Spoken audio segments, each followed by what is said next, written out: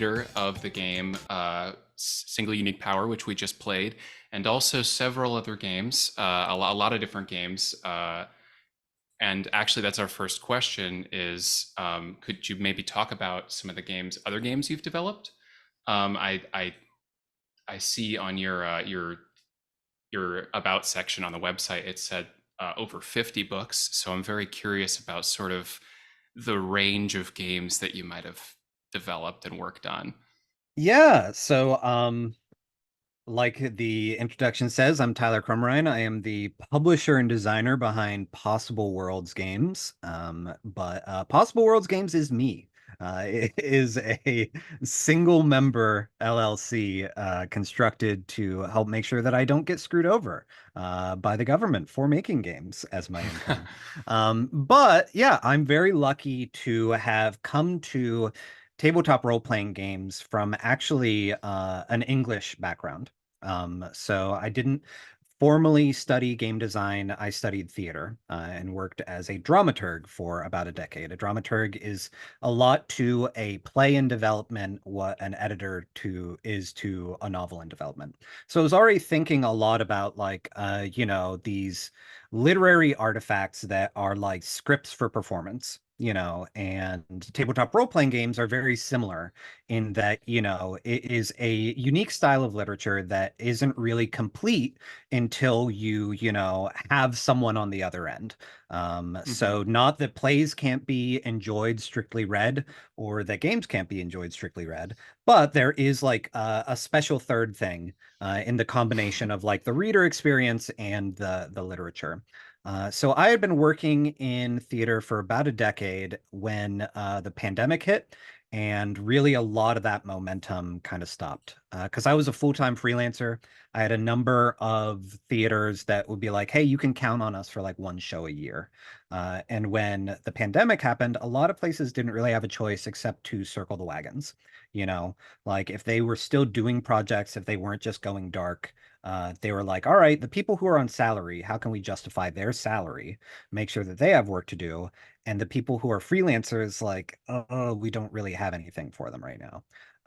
So I had been a hobbyist game designer on the side, and had been, working on a few of my own projects, but also in being part of the indie space and like being active and playing and talking about games and joining discords, a lot of people knew me as like, oh, Tyler's the book editor who also will know what we mean when we say like 2d6.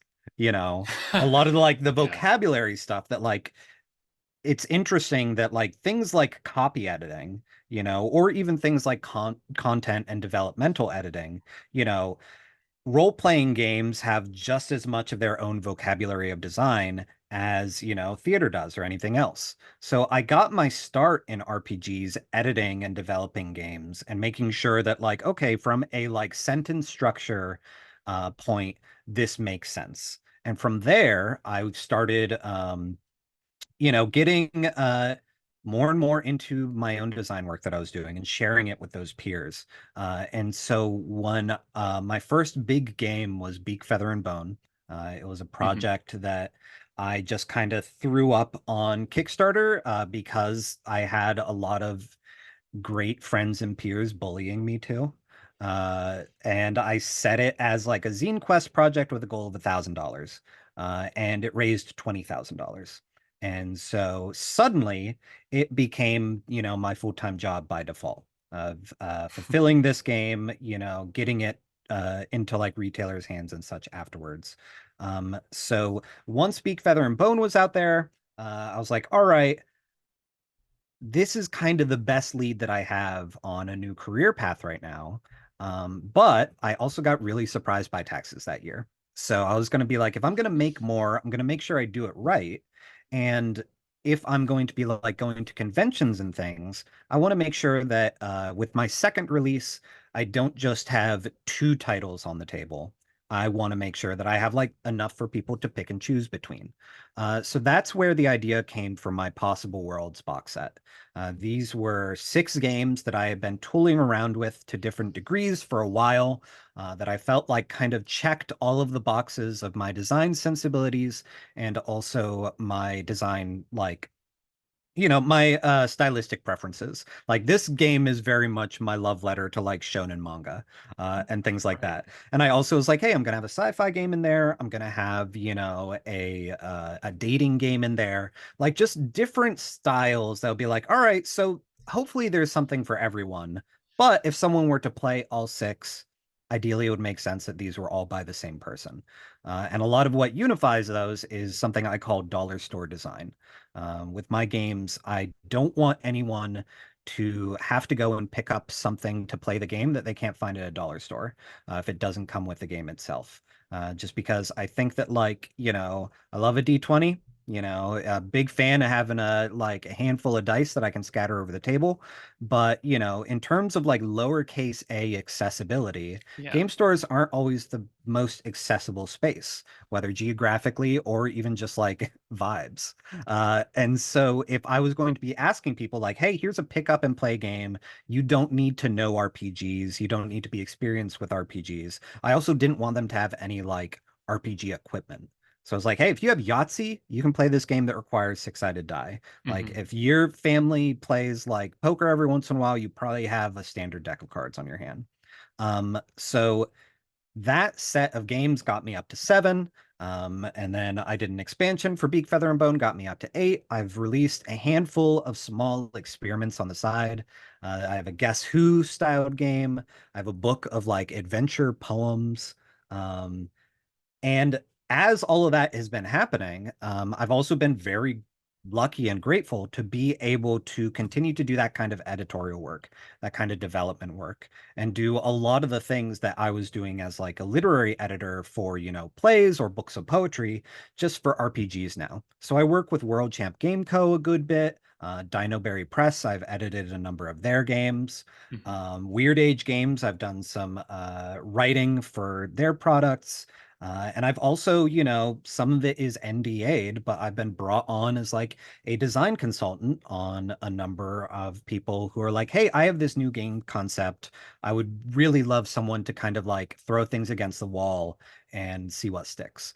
Or, board game companies that are like, hey, we're looking to have like a bit more of a narrative aspect to our games. We really like know the numbers sides of things and the manufacturing and that kind of stuff, but like let's talk about where there is room for improv in Hmm. this game of ours. And so that's how you arrive at that like 50 plus projects. Realistically, for all of the books that I've worked on over my career, it's more like over 100 books total. But since kind of refocusing on RPGs, I've found that there is such a variety of games projects and kinds of assistance that they might need, that I've been able to mostly just focus down on that and still feel like every job is something new and fresh and not like, well, okay, back into the grammar mines. Yeah. Emma, did you? Brought up the I think you called it the dollar store materials, which is so fun. And I was looking through all of the possible world games, and I love that you always list the materials that you'll need on top of just the game itself. And with how you were speaking about role play games like vocabulary and this kind of ingrained knowledge that people who play a lot of games start to build up, where you can look at a one-page RPG and understand it really quick. um, with how you aim to make all of these games accessible for players with varieties of experience levels, how do you take your brain that has all of this TTRPG experience and create something with the knowledge that someone who's reading it for the first time is going to get it? Is that something like a skill that you rely on in yourself, or something you bring out to other people? How do you like tackle that in game development? Some of that actually comes from my theater background. So, a dramaturg, in addition to being like an editor or sometimes like research assistant slash writing partner, a lot of times if you go to a play and there is a talkback, although I really hate that term, I would always lobby for them to call it a question answer session with the playwright, because Mhm. talkback, you always wind up with some old white dude who's like, "I had a dog that reminded me of this play." I was like, "All right, It's dude." been there, yeah. But a lot of times when you are in a new play development, process, a lot of a dramaturg, what they're bringing is kind of like a educated reader perspective to it, of being able to put yourself in the shoes of someone who is seeing this play for the first time, or who might not like have done all the research that the playwright did, and being like, okay, this is something that we need to make sure that like we explain this. So some of it is like a skill that I've built over time of like never assuming that anyone knows anything. Like I think it's safe to just like anytime you have kind of specialized stuff, to make sure that you define it, unless part of the artistic purpose of something is like the alienation that comes from like, okay, there are going to be people that are on the in and on the out of this information. In terms of role-playing games, though, some of it just comes from like having to flex that muscle a lot. But also, I'm very intentional in how I playtest games. My younger brother was a farmer for a long, long time. Now he's a welder, but he doesn't own any weird dice. He doesn't like have any interest in like really owning any RPGs, but he's a really good like back porch storyteller. And Mhm. so I know that I'm onto something when I create a game that like he is able to latch onto and be able to be like, all right, this is the spark to kind of like go into kind of this storytelling mode. I also playtest a lot of my games with kids. My nephews, who are all like under 10, Single Unique Power is actually the game that like I recommend to parents the most, as Mhm. a game that is very easy to kind of just get silly with, and play with people who just kind of want to come up with a bunch of superheroes. But I'll also run my games frequently with middle schoolers. There's a local library here in Millvale, Pennsylvania. It's where I live. It's just like technically not Pittsburgh. We're divided by a river. It's kind of annoying when elections come up. But I volunteered at the library for a couple years, just running games with the middle schoolers. And it gave a lot of really good feedback because they were all like, they weren't old enough that they were too cool to engage. Mhm. But also they were like young enough that they would not hold their tongues if they didn't think something was fun, or if they didn't think something would work. So a lot of where that comes from is just making sure that I am playing these games with people who are not as entrenched in the hobby as I am. And sometimes that can take some effort, to like organize public playtests, or, specifically like, reach out and plan sessions with folks who like, hey, I know this isn't your usual bag, but like, trust me, I'll buy us pizza. It'll be fun. That kind of thing. Yeah, that's awesome. I mean, we have so many questions here, and you're already covering so many of them, just like Well, kind of I flowing into It's them great, naturally, which yeah. is awesome. I also like coming from theater, I try not to monologue too much on podcasts, so please like No, it's interrupt me if you ever need to. But also so the reason why I'm no longer volunteering at the local library is because I've started teaching game design at Mhm. Carnegie Mellon University. I taught Boom. like a intro to tabletop role-playing game design. And the most fun thing That's about cool. that class is they have a game design major at CMU, through their like entertainment technology center. But this is a like open to any major. It is an introductory course. So there are some people who took it because they're like, I eat and breathe tabletop role playing games. I want to learn how to make them better. And there were some people who took the class. They're just like, this sounded more interesting than pottery. Uh, so even just in the way that I've been teaching game design, a lot of it is kind of trying to stay aware that like, hey, there are some people here who are looking for professional development, and there are some people here who are just looking for an interesting hobby. Yeah. And keeping in mind that like, okay, uh, it is just as valuable if this is something that enriches people's free time as if it is something that like becomes a side hustle or a main hustle for Yeah. them down the line. Well, okay, can I ask? I know you lead game development. I assume you do some game running? Yeah. Do you I play often? actually I used to play more just in that like I'm in my mid 30s, and what that means is I have a lot of friends who, we had like ongoing campaigns and things like that, and now they're getting married. Now they're having kids. Now they are like moving up into higher positions in their jobs. And Hmm. so, organizing like regular play is tough. I'm going to be moving into a new apartment this year, and really one of my priorities is just like I need a room that's good for like hosting games. Like Yeah. I want this to be a house that I can just say like, all right, Wednesday night is game night. Like if two people come, we'll play a two-player game. If six people come, we'll play a party game. Um, but I do like through my teaching, and also just like if more often than not, if I'm playing a game, it's a one shot.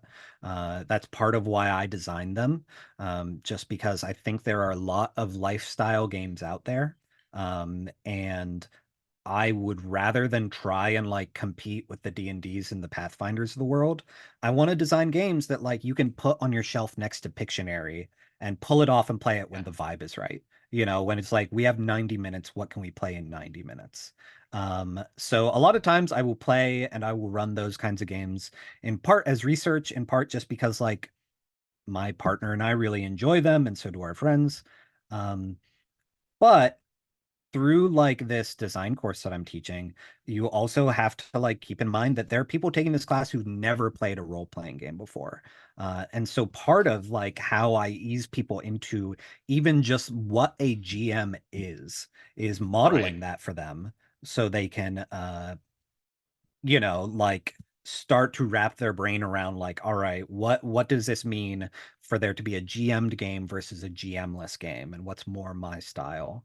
I will say though, I listen to a lot of RPG podcasts. Um, Mostly my big one is Friends of the Table. I've been Oh, a huge Friends of the Table fan for a long time. love that. Really, it was them playing The Quiet Year that even got me on like kind of the indie game rabbit hole that I've been in. And I'm very lucky that they've played most of my games at this point. I've gotten to, meet and hang out with Austin. Really wonderful guy. My problem is that I listen to all of the podcasts I listen to at 3 times speed. And so when I go to GM, I will start to like lose my breath and have to remind myself that like a normal GM does not talk this fast. You know, this is just me listening to people run games at 3 times speed with like no pauses for ums or uhs, Yeah. and just deciding like, well, I guess that's what That's good how it improv works. is like. Yeah, I run into that problem too, because how else are you going to listen to that many podcasts? Yeah. There's so many good ones out there. You mentioned how you kind of like the idea of it being next to normal board games, regular board games, like Pictionary, that kind of stuff. I think that actually is Cranium. what ended up yeah, Cranium. We love Cranium. That is kind of what ended up happening when we first played this game. Anish and a couple other friends and I were kind of sitting around. And we just saw single unique power as an option, and that we were like, oh, we could play a board game, or we could do this, and that we had Yeah. an excellent time doing that. So I guess kind of just moving into specific, because we've answered, so I cannot exaggerate how many questions we've gotten through already, which is awesome. It's fine. So specifically jumping into single unique power, do you refer to it as SUP or SUP? Which is it? I usually call it sup. SUP. That makes, yeah. Really, it is, single unique power sup. I think when I one of I think that no one should ever feel any kind of obligation to like work out or engage in regular fitness or things like that, especially now that we get into like toxic New Year resolution territory. But so often the first step of designing a game for me is I'll just be on a run or riding my bike or some other like hour-long idle activity, and then a name for something will come to me.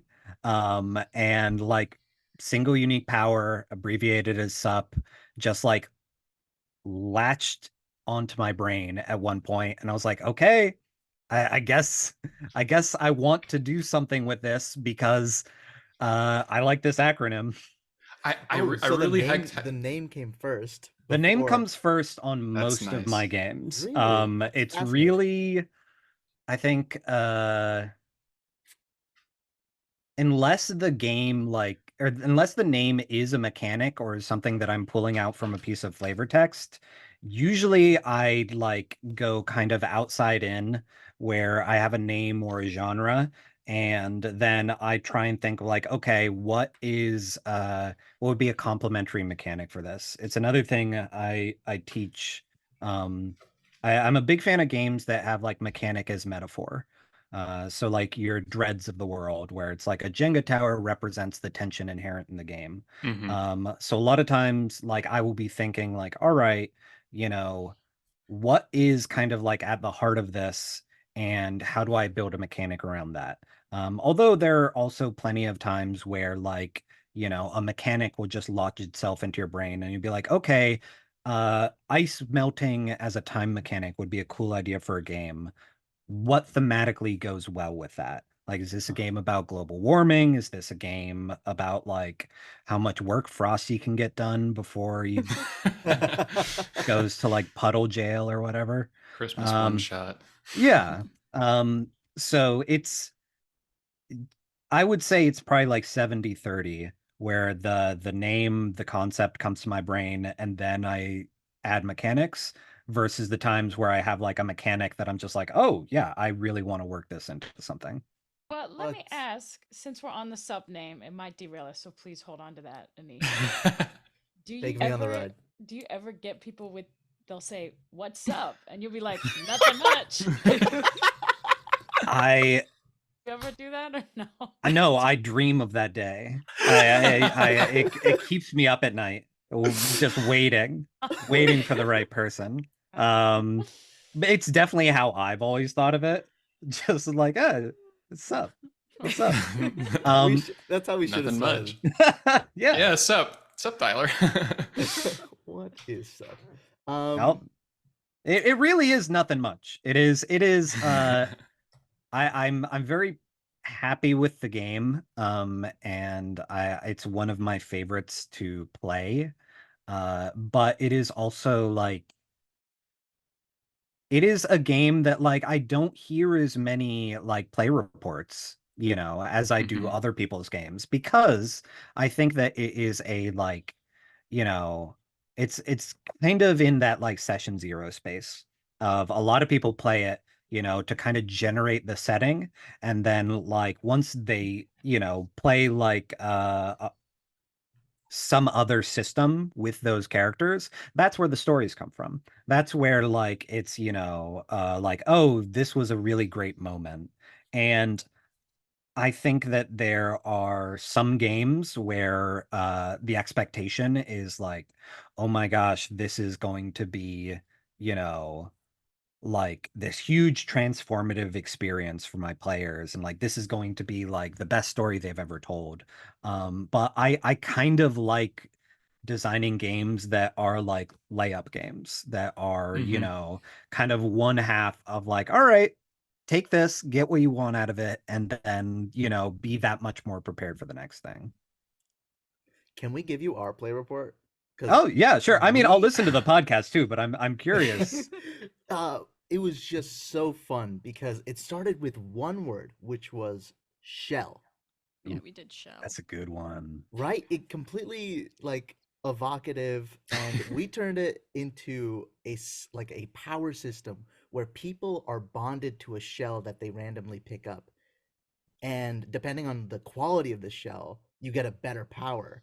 And so as we played and started creating characters, it was fascinating to see that natural villains would pop up and heroes would pop up based on their powers. Like we created a character whose tragic backstory was that he wanted some great power, and so he went diving for shells to find the perfect shell, and then the power he got was the ability to breathe underwater.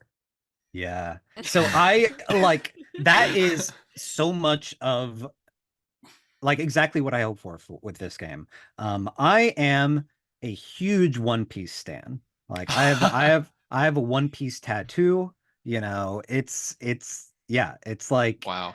you know, I'm a big fan. And also like other, you know, the single unique power trope is something that is really prominent in manga, but also like in other properties too. Like you've got X-Men, you've got like Nen in Hunter x Hunter, you've got like My Hero Academia. There's so many examples of you know, the different powers, and sometimes it's like, oh, this is something that you cultivated on your own.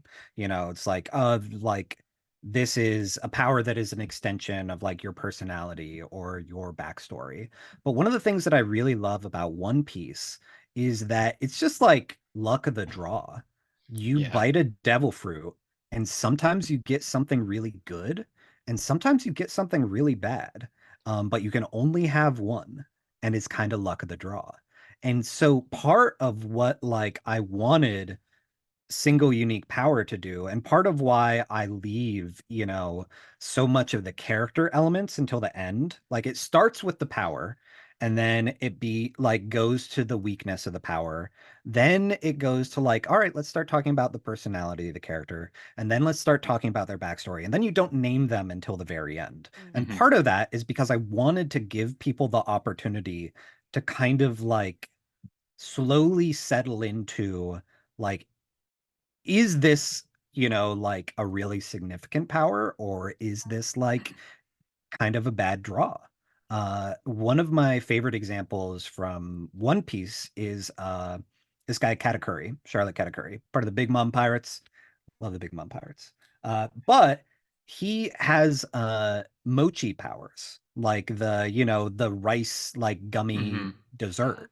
And you hear like mochi powers and you think like, oh my gosh, this is going to be, you know, some like gimmick one-off like dessert power character. And he is like one of the strongest characters in the entire What? series because like he has like all these like stretching abilities. He has all of these like shape shifting abilities. He's like, they take the idea of like, okay, if the one word we have is mochi, then how do we make this person still like formidable? How do we make this person still like as this power as valuable a power as anything else? Where you can have other people that like have, you know, really impressive sounding powers, but they turn out to be pushovers. And this is a game where I wanted to let people have the freedom to kind of go in those different directions, but also the passing around the character sheets.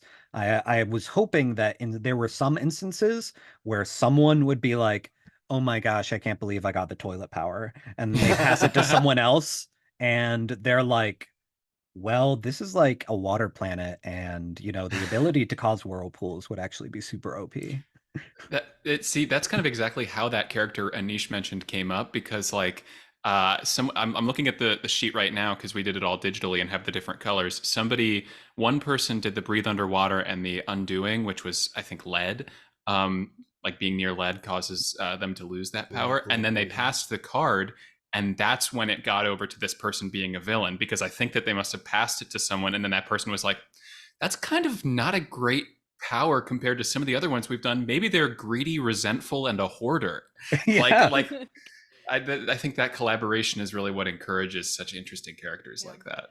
Which, speaking about the collaboration, we had a very funny situation arise in our rolling where Michael, who couldn't be here today for scheduling, but he also loves One Piece. He's missing out. Miss Michael right It's now. honestly, if he were here, we would have spent a lot more time talking about One Piece. That's It's fine. a little bit of a blessing that he's not here, so we can learn as much as we can about sub. Yeah. But he ended up with all the cards. It was like Anish kept passing back to Michael, Tori kept passing forward to Michael. Michael had like all of the cards, and we talked a lot as we were just reviewing it at the end about how you can't get particularly precious with any one card. Like it has to be kind of this collective uh, ownership over the characters. And it reminded me of the improv game where you do a story one word at a time, and can't you can't know what your next word is going to be until it gets to you. This is a long way to say, did we saw a lot of roots from improv? Is that on purpose, or is that like subliminal being in theater for so long? It's definitely on purpose. I think that, any kind of role-playing game that is, and I understand that like everyone has different definitions of what is a role-playing game, what is a storytelling game, what is an improv game, etc. I am very much of the opinion that something is whatever the author says it is. Like you are fully within your rights to say like this is a bad role-playing game, on your scale of role-playing games. The same way that someone can say like, hey, this is a prose poem, and someone would be like, I don't know, it just kind of reads like lazy fiction to me. uh, you know, that's fine. You can have that opinion. But if someone Mhm. says it's a prose poem, then like that is the, you know, uh how they are like presenting it, and how you Manifested. should like, you know, judge it against that presentation. You can make an argument why you think it would be better categorized as something else, but someone can categorize something how they want. And my thought on role-playing games is, really abstracting the idea of what a role is. So even a game that is entirely a world-building game, like I really enjoyed hearing you all play The Ground itself. Everest is a friend. We've actually played role-playing games together. That's awesome. But for a game like that where you are frequently so zoomed out, I am of the opinion that embodying the role of an author, or the role of like, a kind of like third person omniscient, what have Yeah. you, still counts as a role. So with GM-less games, I think that a lot of times those operate best when you lean into those collaborative, like improv skills, because a lot of the role of a game master is just being like the improv champ. Mhm. It is taking a lot of those like, it's a lot of the same kind of games. It's a lot of the same yes and. It's just a lot more pressure on one person, to play all the NPCs, to, kind of react to everything, to present, the game of a scene, or, the impetus that other people are reacting to for it to come back to them. And so in order for a game to function well without that GM, without that like, improv crown being given to one person, you have to find ways to kind of distribute it. And so passing around the cards and having like specific times of like, okay, this is your time for contribution, this is your time for contribution, is part of that. But it's also why I include specifically in the rules, like, it is always okay and encouraged to ask for other people's input. Yeah. You have the final say, but I also never want someone to feel like, oh, I hate improv. I hate, doing this. Like I get stage fright. And the rules say like, well, no asking for help. It's sink or swim. You gotta learn. Um, and it's also like, I think that this game, if I were to kind of put it within a GM lineage other than GM-less, I would say it's almost like a floating GM. Those are games where the role of the GM is kind of passed around the table. So Mhm. no one person is ever expected to be like the narrator for the entire game. Instead, that role kind of gets evenly distributed. And so having a card in front of you is almost just like a method of saying like, all right, it's your turn to be the decision maker. It's your turn to have a little bit more creative agency over this world. What are you going to do with it? And the fact, like, I really like the times when, like random chance leads to someone like having all the cards in front of them, or like Mhm. having a little bit of extra pressure, because like there's no reason the rest of the table can't help bail them out, or like help come up with ideas. But it is also like you know, those are the stories that come out of a game like this. It is less the like, oh my gosh, I can't believe like so and so kissed this NPC. And it is more like, oh my gosh, I can't believe that like this person basically wrote like the entirety of chapters like 3, 4, and 5 before everyone else got to have input. So I'm pretty sure I mentioned in the book. I know because I know that I do because I tweeted at them and they responded. But this game is also heavily inspired by the game Left, Right, Center. It is like a very small, simple game. You can get it at most places for like 5, $10, but it's just I think it comes with 3 custom dice, and there's an L, an R, a C, and dots on them. And basically, and you have like then a bunch of poker chips. And the idea of the game is you roll the dice and it tells you to pass the chip to the left, the right, or put it in the center of the pot. And the dots are just kind of like, okay, you know, you're safe, don't do anything. With the idea being that like the last person to put something into the center gets the pot. And so my family played it with quarters growing up. We'd be like, okay, everyone starts with like $2 in front of them, and you're passing the quarters to the left and right.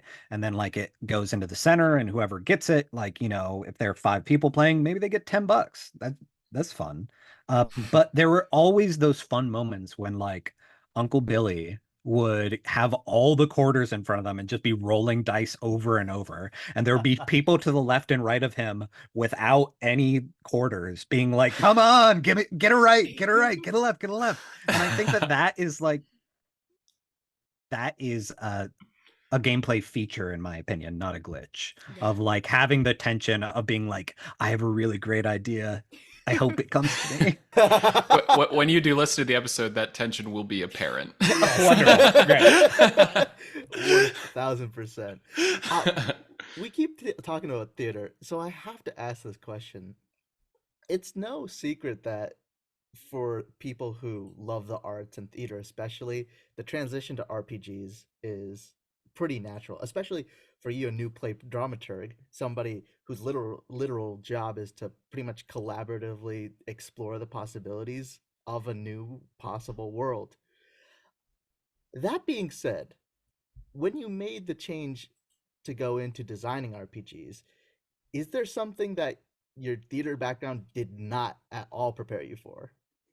Um, uh, that's a good question. I mean, I think one of the things that it didn't prepare me for, well, maybe I was a little bit, is just how set in their ways some people are, you know? Mm-hmm. I think that there's definitely like a mountain to climb in terms of like, you know, it's the reason why you have things like OSR games, you know, people who are like, I do not like the design trends that are happening right now. I want to go back to these other things. Um, or, you know, you could compare like D&D only people to like Shakespeare purists of like, all right, you know, this is the only good stuff. Like I'm not interested in anything else. And so as like I worked in experimental theater, my specialty was actually impossible theater. I ran a play publishing company that I founded called Plays in Verse that was specifically focusing on modern verse theater and publishing them like poetry books, regardless of production records, kind of as a challenge to designers to be like, hey, this is good literature. You know, if you want to put this on stage, you don't have to do everything to the letter, but you're going to have to get creative in interpreting it because this is not an acting edition that has been like, you know, performed hundreds of times before you get your hands on it. Like it's going to ask more of you. And so when I design games, like I get excited about playing games that do things that I have never seen before. The same way that I would get excited about working on or seeing plays that really did things that I hadn't done before, in part because like I've just consumed so much theater over the course of my lifetime. And now, as like a games professional, I've played and bought so many games that it's almost like, you know, I feel the same way about indie music some even. Like a lot of pop songs don't do anything for me, But like the first time I heard Joanna Newsom, I was like, hell yeah, that voice is weird as hell. This is this is great. Like there's something here. Or like, the really earnest singers that like maybe they aren't perfectly on key, but I'm like, okay, you're doing something different. Like I can hear the emotion in this. Hmm. It was a bit of like a shock to me when, the thing that really got me excited about RPGs was how much of a variety there was that I wasn't aware of. Listening to podcasts like this one that, exposed me to new and different games. Like that's like, Hmm. hey, it's not all just D&D. Um, and so the first time I went to a convention, and it was actually, this is very relevant, it was Single Unique Power. There was a young guy, probably high school aged, came up to my booth and was browsing through the stuff, and I gave him like the quick rundown pitch. And his dad was there with him, and he was like, "Dad, like, look at this game. I really like it. It has you do these things." And he's like, "Oh, well, that's interesting." He's like, "It's not an RPG though." And he was like, uh, and he looked at me. He was like, "Are you like, why do you say this is an RPG?" And I was like, "Well, like, you're playing this role, you're doing this storytelling." He's like, "Yeah, but you're just creating characters. Like, you're not like playing as these characters." I'm like, "Yeah, no, it's more of like kind of a storytelling thing." And the son was trying to say to like, "Dad, I don't care. Like, I like this idea. I want this," but he would just not let go of the fact that it was not a real RPG. And Hmm. this year, that same group came back to my booth, like, and the son was super excited to be like, "Hey, what's new?" And he looked to his dad and he's like, "Hey, remember these guys? We got stuff from them last year." And his dad was like, "No," and just kept walking. Come Oh, So like on. they're What? like Wow. there's some people that they have just decided that like, you know, that's not a real game. And so they just don't want to engage with it. Whereas like, you know, it is not hard to get a young person or someone who is like already into indie RPGs to give something a try. But it is a lot harder to say to someone like, "Hey, this is completely different from what you know and love, but try it anyway." Because there are a lot of people that it's, any kind of artistic medium, any kind of fandom, really. You see Yeah. the same thing with like Star Wars, etc. Um, People will take any kind of like alternative to the thing that they love as a referendum on the thing that they Hmm. love. They will say like, "Oh, this is a commentary on me. You are saying your thing is better than mine, or your thing deserves more oxygen than mine." It's like, no, it's just there's already a lot of your thing. Like, and frankly, like I do not want people to stop playing D&D. I want Wizards of the Coast to stop shitty business practices, Hmm. but No. I like have no interest in like breaking up play groups or like forcing people to change systems or like Yeah. ending like stories or even just like having people learn new verbs. It can be very hard, especially like if it was tough enough for you to get onboarded to one thing, you shouldn't have to feel a pressure to like hop to a new system every week. Um, but it's, you know, there are different kinds of players out there, and there are different kinds of consumers that reflect those players. Yeah, it's so interesting, especially with a game like Sup, where the barrier to entry is so low because it's so like accessible. Where like you could have a long running D&D game night, and then like one person doesn't show up, or like one night you don't feel like playing, and you could just pull out Sup and do one game of that, and then continue your regular game next week. Yeah. As someone also with like social anxiety at times, I have a much easier time asking someone for the buy-in of that is equivalent to like watching a movie, as Yeah. opposed to like the buy-in that is equivalent of joining a rec sports league, you know. Hmm. Like it's easier to say like, "Hey, let's play a pickup game of basketball," than like, "All right, I'm putting a team together. There's going to be a tournament in 3 months, and we have to like show up to make sure that we hit these benchmarks, Yeah. to like be considered a real member of the league." Um, yeah. Well, Since we're sort of getting to the end of our time slot, I'll ask our last couple questions here while we can. Basically, just we wanted to ask at the end of the interview. First of all, you can, if you've got anything that you're currently working on that you wanted to talk about or plug, but also if you have any game recommendations that you think we should check out on the podcast, something we could add to our list on our die that we roll, we'd love to hear your suggestions, especially from your perspective. So Yeah. So I'll start by talking about some of my current projects. I don't know when this episode will be coming out. Yeah, late February maybe. Hey, then there might be time. So my next project is called The Details of Our Escape. It is a collaborative project after like kind of 2 years of development that is finally hitting Kickstarter in February. But I created a residency, a digital residency for people who are creatives outside of the RPG industry, people who are talented creators in their own right, and who I think, one could contribute something to this space, but also that I think that more people in the RPG space would benefit from like being exposed to their work outside of it. So I worked with comics artist Linnea Sterrt and author Renee Gladman on a project where basically I just funded a year-long residency for them where they passed pages back and forth, illustration to writing to illustration to writing, and collaboratively made this like really interesting setting over the course of a year. And then the next year, I took that and designed a game around it that like was really in step with the visuals and the writing of the world. And so what we arrived at was this game called The Details of Our Escape that is a world building game that runs on dominoes, where you are actually playing as like a caravan of over 2,000 people, and you are charting their path along this journey as they flee one place in search of something different.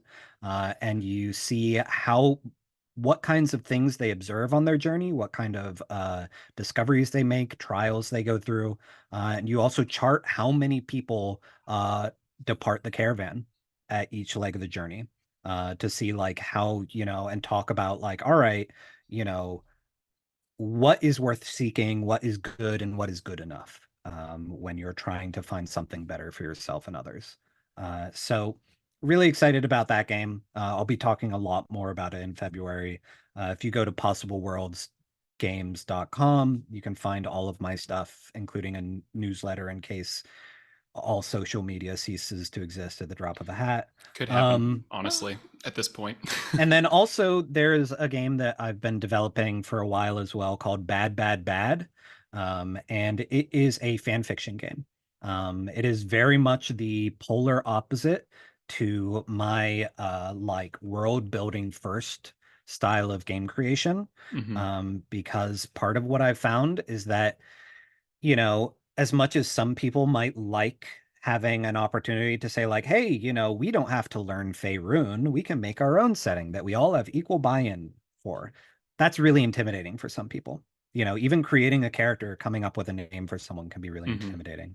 So this is a game that instead just says like, hey, playing with action figures can be role-playing too. We have a deck of characters, we have very simple resolution mechanics, and for the game, you are actually like going into a scrambled up fan fiction archive that is settings and characters contributed by each of the players. And you just kind of smash them against each other, make them kiss, and then like try and escape back to your own world. So I've been working with comics artist Kelly Kay on that for a while. And I run monthly playtests in a Discord.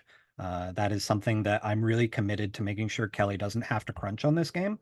And it's eventually going to be a full 52 card deck of characters. So as that process is happening, I'm just really, honing it and sharpening it and taking people's feedback seriously. So you can find that Discord on my website as well. That's awesome. As Super far excited as for that. recommended games, it's hard to like keep it to a few. As many as you want. We got our list can be as long as whatever. I am trying to see like what's within eyeshot right now. Well, I'll talk about the games that I taught in my class this semester as a way to kind of narrow it down as some interesting stuff. Um, Something that students really resonated with is solo games. And I think that solo game can be a bit of a misnomer. More often than not, when my partner and I want to play a game, we will pick out a solo game and she and I will just like talk through everything together. So really all like a solo game is like a simulated GM, is a great way to think about it. So I shared with the class the games Anamnesis, and also the Alone on a Journey suite of games by Sam Lee and Takuma Okada, respectively, Alone Among the Stars, etc. And let folks kind of really like explore that space. I saw that you all just played Lasers and Feelings recently. Great rules light game. I am a sucker for kind of the vibes forward game design that's been happening lately with games like Troika, games like I taught Electric Bastion Land, was a lot of fun. Just kind of games that it's like, okay, you know, your character is going to just be completely decided by a random roll of the dice and just like hyper specific character backgrounds and things like that. And kind of just like if we're taking it back to improv, like being assigned a role and being like, okay, it's up to you how you embody this. Like you are like a drowned fisherman come back to life. And like, how are you going to fit that into whatever's going on here? I also really love For the Queen, Alex Roberts' game. The card-based storytelling game, I think, is like a really good entry point for kind of GM-less type stuff and also statless role playing. Uh, those are some big ones, but I don't know that really the thing that I recommend most is just playing as many like weird games as possible. As many just like kind of trolling, like trawling, not Oh, trolling. trolling. I mean, although troll, go for it. Like going through itch.io and like seeing like what's the new kind of interesting stuff. Okay. And it's also always like I think it's also worth kind of keeping in mind for podcasts like what games are best suited for remote Mm. play. Hmm. I think that one of the lessons that the pandemic taught me was I include in all of my games now in the back, like kind of suggestions or you know, uh, different modifications you can make for online play.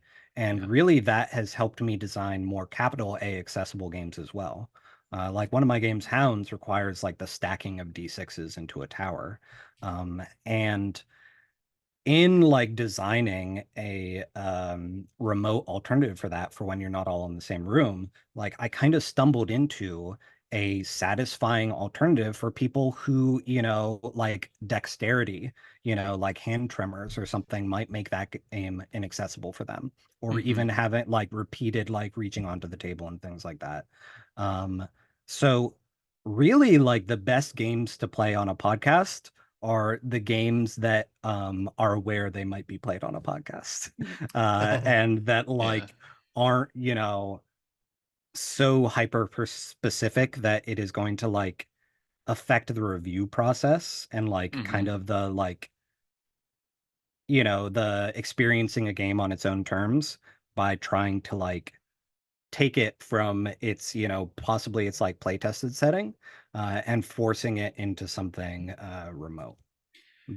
Yeah, another thing that's kind of specific to our podcast is that I've sort of taken on the role of what we call a rules lawyer, being like I'm sometimes not actually playing the game. I'm stepping back and sort of helping walk through the rules a little bit. So for SUP, for example, we used your remote play guidelines, but like I was there having each person individually text their sparks to me, and then I arranged them and like did the random number generation. So I know that that's not a normal experience that a lot of people would have because everyone's going to be wanting to play that game. But I think that's a way to also see what an in-person game might look like too. Yeah, no, I totally agree that like there is something that I kind of envy about the people who are like, here's my game that I am just going to play forever and ever, amen. You know, because the hardest thing of like, you know, really being into these shorter, smaller, more bite-sized games is that there are just a ton of them, and it can be hard to keep track. But really, like, something else that I would recommend is just finding designers you enjoy and like getting to know their catalog of games. This is not like a selfish plug to try and get people to buy more of my games, although I welcome it. But like I am a big fan of like podcasts like Blank Check, where they go through a director's entire filmography and Right. kind of chart like, oh, how have their interests changed? Like, how is this film an attempt at like doing better this thing that they kind of tried to do in this other game. So more than like individual games, there are designers like World Champ Game Co. is a great example. All of Adam Voss's games, Good Luck Press, all of their stuff is fantastic. Dino Berry Press, um, a lot of other Alfred Valley stuff. House of Valley is all very, very good. Uh, I really like Aaron King and Maxwell Lander's games. And they also have a podcast called RTFM, Read the Fucking Manual, where they go and they read games and like talk about them so that people don't have to feel like, you know, there are all these games that they feel like they should have read at one point. Mhm. And I really like playing Aaron and Max's games in part because like, you know, they are friends of mine. I've guested on that podcast. I was on the episode that is by and large the most hated game uh, they have read, just because like we kind of picked it out of a hat, and it was Yeah. a very strange kind of experiment. It was a really fun episode. It was a good episode. It's just like a bad game. But Makes for the best episodes. but it's really fun to like find, you know, personalities that you can kind of get to know, like, okay, what kind of games does this person like? You know, Mhm. what like design vibes with them, what doesn't. And now anytime I play any of their games, like one of Maxwell's games is Himbos of Myth and Metal, um, is like a really fantastic like commentary comedy. It's a gender comedy written by a trans man. And it's just like really fun and really funny, and not like it is a game that is about gender without being about trauma. It is about like That's taking awesome. joy in like you know, gendered expression and being messy and being like sexy and all those different kinds of things.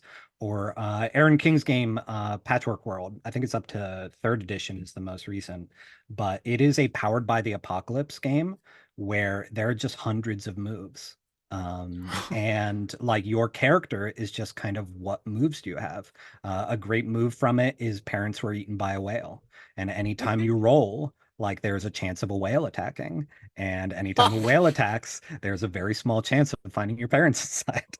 But like Aaron is someone who also comes from like a, you know, traditional literature background, and so Mhm. when I read, you know, Patchwork World, it's almost like I'm enjoying a book of poems.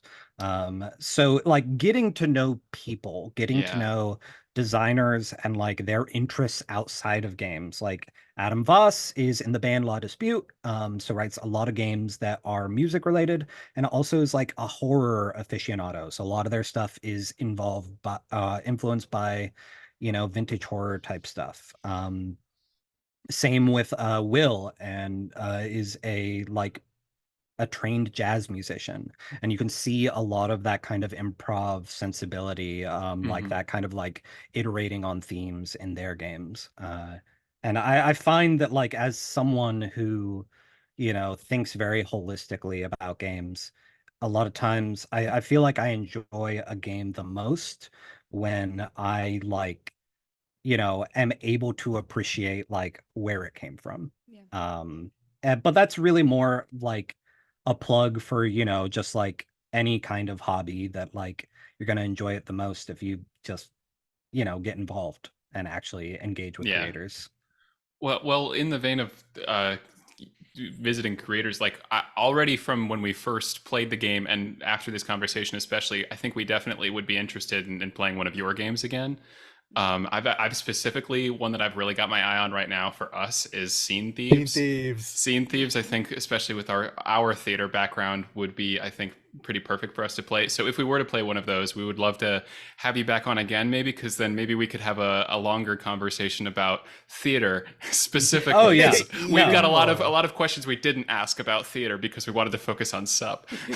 Oh yeah, no, I'm happy to join y'all anytime. And also just like speaking of like creators and like the labor that goes into like making something, thank you all for the work that you're doing. Like as an indie, I can like tell you from firsthand experience that like my numbers go up anytime someone plays a game on a podcast or on YouTube or talks about it on Twitter. And like this is my job. Like it helps to pay my rent, and I will never like not be appreciative of the people who like, yes, I hope and I'm glad that you're having fun, but also like there's a lot of work that goes into organizing play sessions, recording them, presenting them, like promoting them.